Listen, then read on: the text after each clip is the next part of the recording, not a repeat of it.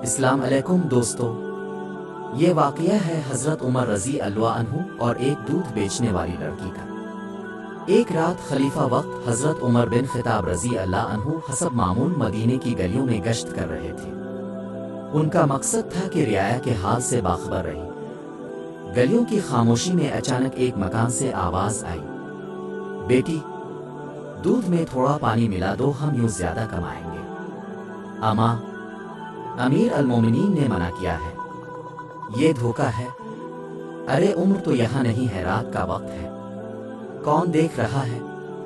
بیٹی نے جواب دیا، عمر نہ صحیح مگر اللہ تو دیکھ رہا ہے۔ حضرت عمر یہ سب سن رہے تھے۔ صبح ہوئی، وہ گھر واپس گئے، اپنے بیٹے عاصم کو بلایا اور فرمایا، بیٹا، مدینے میں ایک لڑکی ہے جو اللہ سے ڈرتی ہے، اسے اپنے گھر کی بہو بنا لو۔ چنانچہ حضرت عاصم نے اس لڑکی سے نکاح کر لیا۔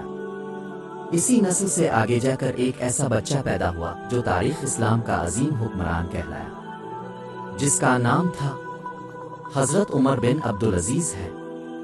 دوستو، یہ ہے سچائی اور تقویٰ کی طاقت۔ جب نیت خالص ہو تو اللہ نسلوں کو عزت دیتا ہے۔ جزاک اللہ۔